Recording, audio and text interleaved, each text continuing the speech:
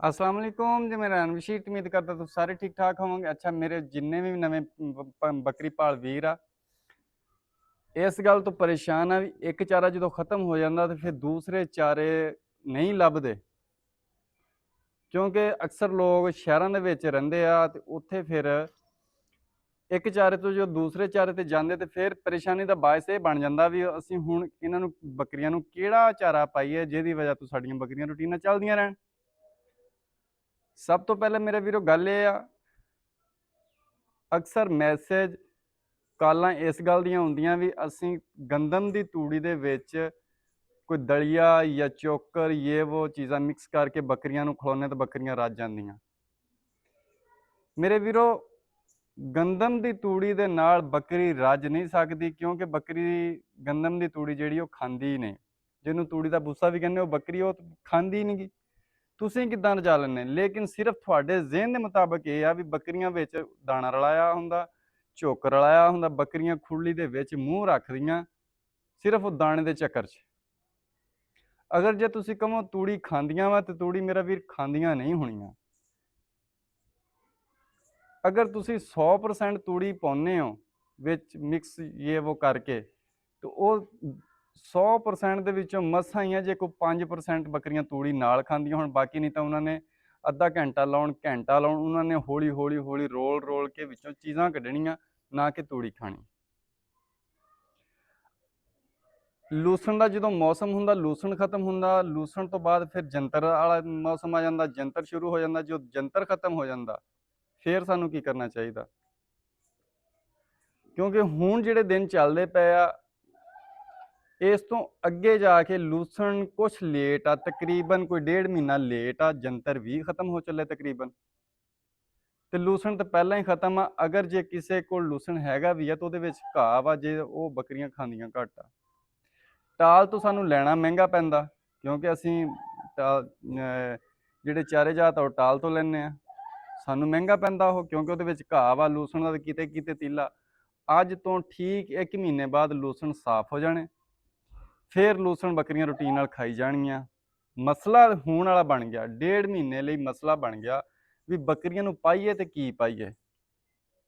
ਮੇਰੇ ਵੀਰੋ, ਅਗਰ ਤੁਸੀਂ ਲੂਸਣ ਲੈ ਕੇ ਪਹਿਲਾਂ ਆਉਂਦੇ ਸੀ, ਫਿਰ ਮੁੜ ਕੇ ਜੰਤਰ ਆ ਗਿਆ, ਤੁਸੀਂ ਜੰਤਰ ਲਿਆਉਣ ਲੱਗ ਪਏ। ਹੁਣ ਜੰਤਰ ਵੀ ਬਿਲ ਫਰਜ਼ ਖਤਮ ਹੋ ਗਿਆ ਟਾਲ ਤੇ ਜਾਂ ਤੁਹਾਡੀਆਂ ਜ਼ਮੀਨਾਂ ਦੇ ਵਿੱਚ। ਤੇ ਮੇਰੇ ਵੀਰੋ, ਤੁਸੀਂ ਅਕਸਰ ਦੇਖਿਆ ਹੋਣਾ ਮੰਡੀ ਦੇ ਵਿੱਚ ਜਾਂ ਟਾਲ ਤੇ ਮਕਈ ਆਉਣ ਲੱਗ ਪਈ ਆ, ਛੋਟੇ ਛੋਟੇ ਕੱਦ ਦੀ ਮਕਈ ਆਉਣ ਲੱਗ ਪਈ ਆ।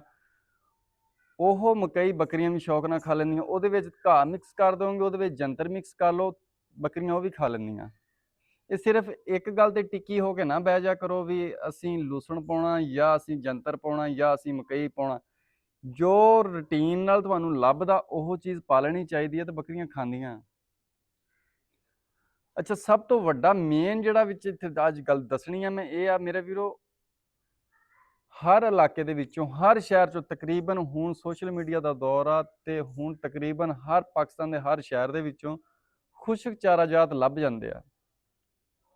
ਲੱਭਣੇ ਤਾਂ ਮਹਿੰਗੇ ਹੀ ਆ, ਲੇਕਿਨ ਅਸੀਂ ਆਪਣੀ ਆਸਾਨੀ ਵਾਸਤੇ ਉਹਨਾਂ ਨੂੰ ਪਰਚੇਜ਼ ਕਰ ਸਕਦੇ ਹਾਂ, ਖਰੀਦ ਸਕਦੇ ਹਾਂ, ਆਪਣੀਆਂ ਬੱਕਰੀਆਂ ਨੂੰ ਪਾ ਸਕਦੇ ਹਾਂ। ਤੇ ਮੈਂ ਇੱਕ ਵੀਡੀਓ ਵੀ ਬਣਾਈ ਪਈ ਆ, ਲੇਕਿਨ ਉਹਦੇ ਵੀਡੀਓ ਬਣਾਉਣ ਦੇ ਬਾਵਜੂਦ ਵੀ ਕਾਲਾਂ ਤੇ ਕਾਲਾਂ ਚੜੀਆਂ ਪਈਆਂ ਇਸ ਗੱਲ ਦੀਆਂ ਵੀ ਜੰਤਰ ਖਤਮ ਹੋ ਗਿਆ, ਲੂਸਣ ਦੇ ਵਿੱਚ ਘਾਹ, ਬੱਕਰੀਆਂ ਨੂੰ ਪਾਈਏ ਤੇ ਕੀ ਪਾਈਏ। ਸਵਾਲ ਤੇ ਪੈਦਾ ਹੁੰਦਾ ਇਹ ਗੱਲ। ਜਿਹੜੇ ਮੇਰੇ ਪੁਰਾਣੇ ਬੱਕਰੀ ਪਾਲ ਵੀਰ ਆ, ਉਹਨਾਂ ਨੂੰ ਮਸਲਾ ਕੋਈ ਨਹੀਂ, ਉਹ ਆਪਣੀ ਰੂਟੀਨ ਮੈਨੇਜ ਪੂਰੀ ਕਰ ਲੈਂਦੇ ਆ। ਲੇਕਿਨ ਨਵੇਂ ਫਾਰਮਰ ਲਈ, ਨਵੇਂ ਬੰਦੇ ਲਈ ਇਹ ਬੜਾ ਇੱਕ ਅਲੱਗ ਇਸ਼ੂ ਬਣਿਆ ਵਾ ਵੀ ਬੱਕਰੀ ਨੂੰ ਹੁਣ ਕੀ ਪਾਈਏ।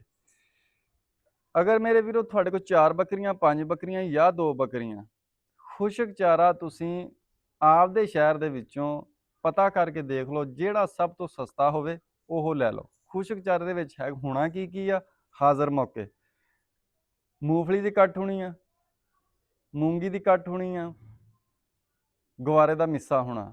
ਗਵਾਰੇ ਦਾ ਮਿੱਸਾ ਬਹੁਤ ਘੱਟ ਲੱਭਣਾ, ਲੇਕਿਨ ਕਈਆਂ ਕਈਆਂ ਕੋਲੋਂ ਲੱਭ ਵੀ ਸਕਦਾ। ਤੁਸੀਂ ਖੁਸ਼ਕ ਚਾਰਾ ਕਿੱਸਾ ਮੁਕਤਸਰ ਇਹ ਆ, ਐਵੇਂ ਕਹੋਗੇ ਮੇਰਾ ਸਾਡਾ ਸਿਰ ਖਾਈ ਜਾਂਦਾ। ਕਿੱਸਾ ਮੁਕਤਸਰ ਇਹ ਆ ਵੀ ਤੁਸੀਂ ਮਾਰਕੀਟ ਦੇ ਵਿੱਚੋਂ, ਆਪਦੇ ਸ਼ਹਿਰ ਦੇ ਵਿੱਚੋਂ, ਜਿੱਥੇ ਜਿੱਥੇ ਮੇਰੀ ਵੀਡੀਓ ਦੇਖੀ ਜਾਂਦੀ ਹੈ, ਆਪਦੇ ਸ਼ਹਿਰ ਦੇ ਵਿੱਚੋਂ ਜਿਹੜੀ ਚੀਜ਼ ਖੁਸ਼ਕ ਦੇ ਵਿੱਚ ਤੁਹਾਨੂੰ ਸਸਤੀ ਲੱਭਦੀ ਆ, ਤੁਸੀਂ ਉਹ ਲੈ ਲਓ।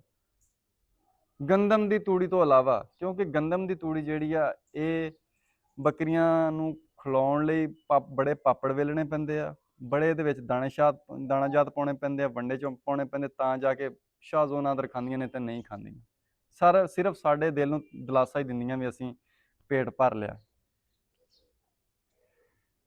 ਜਿਹੜੀ ਮੂੰਗੀ ਦੀ ਆ, ਮੂੰਗਫਲੀ ਦੀ ਕੱਟ ਆ, ਜਾਂ ਮੂੰਗੀ ਦੀ ਕੱਟ ਆ, ਜਾਂ ਗਵਾਰੇ ਦਾ ਮਿੱਸਾ ਵਾ, ਜਾਂ ਚਨਿਆਂ ਦੀ ਕੱਟ ਆ, ਮਤਲਬ ਜਿਹੜਾ ਚਨਿਆਂ ਦਾ ਬੁੱਸਾ ਹੁੰਦਾ, ਇਹ ਬੱਕਰੀਆਂ ਤੁਸੀਂ ਕੋਈ ਸ਼ੈ ਵੀ ਨਾ ਇਹਦੇ ਵਿੱਚ ਰਲਾਓਗੇ ਤੇ ਬੱਕਰੀਆਂ ਖਾ ਜਾਣਗੀਆਂ, ਤੇ ਬੜੇ ਸ਼ੌਕ ਨਾਲ ਖਾ ਜਾਣਗੀਆਂ।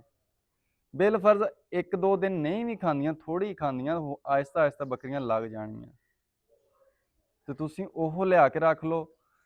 ਸੁਬਹ ਦੇ ਟਾਈਮ ਉਹ ਪਾ ਲਓ, ਸ਼ਾਮ ਦੇ ਟਾਈਮ ਹਰਾ ਕਿਤੋਂ ਲਿਆ ਕੇ ਪਾ ਲਓ। ਹਰਾ ਮਕਈ ਲੱਭਦੀ ਤਾਂ ਠੀਕ ਆ, ਜੰਤਰ ਲੱਭਦਾ ਤਾਂ ਠੀਕ ਆ, ਜਿਹੜੀ ਚੀਜ਼ ਲੱਭਦੀ ਹਰੇ ਦੇ ਵਿੱਚ ਉਹ ਪਾ ਲਓ।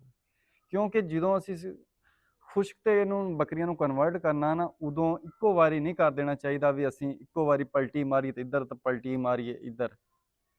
ਸਾਨੂੰ ਰੂਟੀਨ ਨਾਲ ਸਟੈਪ ਬਾਈ ਸਟੈਪ ਤਾਂ ਨੂੰ ਚੱਲਣਾ ਪੈਂਦਾ, ਨਾ ਕਿ ਅਸੀਂ ਪਹਿਲੇ ਪੌੜੇ ਤੇ ਪੈਰ ਰੱਖਿਆ ਤੇ ਮਾਰੀ ਡਾਰੀ ਤਾਂ। ਇੱਦਾਂ ਨਹੀਂ ਕੰਮ ਚੱਲਣਾ।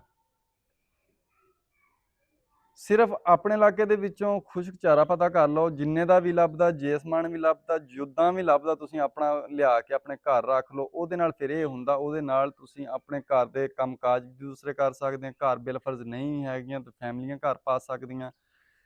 ਉਹਦੇ ਨਾਲ ਪਾਣੀ ਦੀ ਰੂਟੀਨ ਬੱਕਰੀ ਦੀ ਬੜੀ ਜ਼ਬਰਦਸਤ ਹੋ ਜਾਂਦੀ, ਪਾਣੀ ਬਹੁਤ ਜ਼ਿਆਦਾ ਪੀਂਦੀਆਂ। ਫਿਰ ਉਹਦੇ ਨਾਲ ਸਭ ਤੋਂ ਵੱਡੀ ਗੱਲ ਇਹ ਆ ਵੀ ਬੰਦੇ ਦੀ ਖਪਤ ਘੱਟ ਜਾਂਦੀ ਹੈ। ਹੁਣ ਇੱਕ ਬੰਦੇ ਨੇ ਜੀ ਜਾਣਾ, ਪਹਿਲਾਂ ਸਵੇਰ ਨੂੰ ਪੱਠੇ ਵੱਢ ਕੇ ਫੇਰ ਲੈ ਕੇ ਆਉਣੇ, ਫਿਰ ਕੁਤਰਨੇ, ਕਰਕੇ ਪਾਉਣੇ, ਇਹ ਉਹ ਸਾਰਾ ਨਿਜ਼ਾਮ।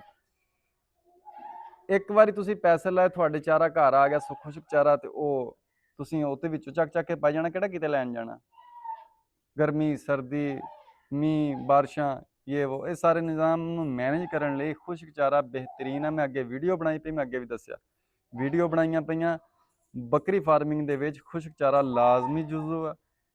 ਇਹ ਉਹਨਾਂ ਦਿਨਾਂ 'ਚ ਸਾਨੂੰ ਕੰਮ ਆਉਂਦਾ ਜਿਨ੍ਹਾਂ ਦਿਨਾਂ ਦੇ ਵਿੱਚ ਸਾਡੇ ਕੋਲ ਚਾਰੇ ਖਤਮ ਹੋ ਜਾਂਦੇ ਆ, ਜਾਂ ਸਾਡੇ ਕੋਲ ਕੋਈ ਮਸਲੇ ਮਸਾਇਲ ਬਣ ਜਾਂਦੇ ਆ, ਕੋਈ 100 ਖੁਸ਼ੀ ਗਮੀ, ਉਦੋਂ ਇਹ ਬਹੁਤ ਕੰਮ ਦਿੰਦੇ ਆ। ਇਹ ਤਾਂ ਕਰਕੇ ਮੈਂ ਕਹਿੰਦਾ ਹੁੰਦਾ ਵੀ ਖੁਸ਼ਕ ਚਾਰਾ ਰੱਖੋ। ਸਿਰਫ ਇਸ ਗੱਲ ਦੇ ਪਿੱਛੇ ਨਾ ਰਹੋ ਵੀ ਅਸੀਂ ਸਬਜ਼ ਚਾਰਾ ਪਾਉਣਾ, ਖੁਸ਼ਕ ਚਾਰਾ ਪਾਉਣਾ ਹੀ ਨਹੀਂਗਾ। ਤੇ ਮੇਰੇ ਵੀਰੋ, ਅੱਜ ਦੀ ਵੀਡੀਓ ਸਿਰਫ ਇਹਨਾਂ ਵੀਰਾਂ ਲਈ ਜਿਨ੍ਹਾਂ ਨੂੰ ਇਸ ਗੱਲ ਦੀ ਪਰੇਸ਼ਾਨੀ ਲੱਗੀ ਵੀ ਅਸੀਂ ਬੱਕਰੀਆਂ ਨੂੰ ਕੀ ਪਾਈਏ। ਮੇਰਾ ਵੀਰੋ, ਤੁਸੀਂ ਮੂੰਗੀ ਦੀ ਕੱਟ ਲਿਆ ਕੇ ਪਾ ਲਓ, ਤੁਸੀਂ ਮੂੰਗਫਲੀ ਦੀ ਕੱਟ ਲਿਆ ਕੇ ਪਾ ਲਓ, ਤੁਸੀਂ ਖੁਸ਼ਕ ਲੂਸਣ ਤਾਂ ਲੈਣਾ ਹੀ ਨਹੀਂ ਨਾ, ਉਹ ਮਹਿੰਗਾ। ਅਗਰ ਕਿਸੇ ਇਲਾਕੇ 'ਚ ਸਸਤਾ ਲੱਭਦਾ ਤਾਂ ਲੈ ਲਓ। ਤੇ ਗੁਆਰੇ ਦਾ ਮੀਸਾ, ਸਾਰੀਆਂ ਚੀਜ਼ਾਂ 'ਚੋਂ ਜਿਹੜੀ ਚੀਜ਼ ਤੁਹਾਨੂੰ ਸਸਤੀ ਲੱਭਦੀ ਉਹ ਲਿਆ ਕੇ ਬੱਕਰੀਆਂ ਨੂੰ ਪਾ ਦਿਓ, ਤੁਹਾਡਾ ਮਸਲਾ ਹੱਲ। ਠੀਕ 1.5 ਮਹੀਨੇ ਬਾਅਦ ਲੂਸਣ ਆ ਜਾਣਾ, ਲੂਸਣ ਦਾ ਰੇਟ ਥੱਲੇ ਆ ਜਾਣਾ, ਫਿਰ ਜਿੱਦਾਂ ਮਰਜ਼ੀ ਚਲਾਓ।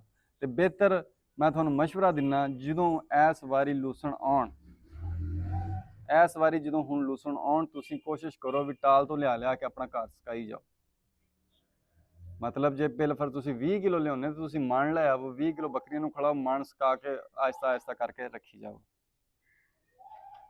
ਇਹ ਜ਼ਬਰਦਸਤ ਪੁਆਇੰਟ ਆ। ਇਹ ਜਿਹੜੀ ਖੁਸ਼ਕ ਚਾਰਾ, ਲੋਕ ਕਹਿ ਤੇ ਦਿੰਦੇ ਆ ਵੀ ਖੁਸ਼ਕ ਚਾਰਾ ਕੀ ਕਰਨਾ, ਜਦੋਂ ਘਰ ਦੇ ਪੱਠੇ ਹੈਗੇ ਆ ਤੇ ਫਿਰ ਕੀ ਕਰਨਾ। ਘਰ ਦੇ ਪੱਠੇ ਕਿਹੜਾ ਸਦੋਂ ਰਹਿੰਦੇ ਆ, ਅੱਗਾ ਪਿੱਛਾ ਹੋ ਹੀ ਜਾਂਦਾ। ਪਾਣੀ ਨਹੀਂ ਲੱਗਦੇ ਤਾਂ ਸੁੱਕ ਗਏ, ਗਰਮੀ ਜ਼ਿਆਦਾ ਤਾਂ ਸੁੱਕ ਗਏ, ਜਾਂ ਮੌਸਮੀ ਤਬਦੀਲੀ ਆਈ, ਇੱਕ ਚਾਰਾ ਖਤਮ ਹੋਇਆ, ਦੂਸਰੇ ਨੂੰ ਹਜੇ ਬੀਜਿਆ ਛੋਟਾ ਛੋਟਾ। ਇਹ ਮੁਖਤਲਿਫ ਬਣ ਜਾਂਦੀਆਂ ਕੈਟਾਗਰੀਆਂ, ਜਿਹਦੇ ਵਿੱਚ ਸਾਨੂੰ ਫਾਰਮਿੰਗ ਦੇ ਵਿੱਚ ਸਾਹਮਣਾ ਕਰਨਾ ਪੈਂਦਾ। ਅਗਰ ਸਾਡੇ ਕੋਲ ਖੁਸ਼ਕ ਚਾਰਾ ਹੋਊਗਾ, ਆਪਣਾ ਹੋਊਗਾ, ਤੇ ਅਸੀਂ ਬਿਲਕੁਲ ਈਜ਼ੀਲੀ ਆਪਣਾ ਰੂਟੀਨ ਨੂੰ ਕਰ ਸਕਦੇ ਹਾਂ, ਚਲਾਈ ਜਾ ਸਕਦੇ, ਸਾਨੂੰ ਟੈਨਸ਼ਨ ਨਾ ਬਣੂਗੀ। ਵੀਡੀਓ ਚੰਗੀ ਲੱਗੇ ਲਾਈਕ ਕਰੋ ਮੇਰੇ ਵੀਰੋ, ਸ਼ੇਅਰ ਕਰੋ, ਲਾਜ਼ਮੀ ਤੁਹਾਨੂੰ ਦਬਾ ਕੇ ਕਰੋ।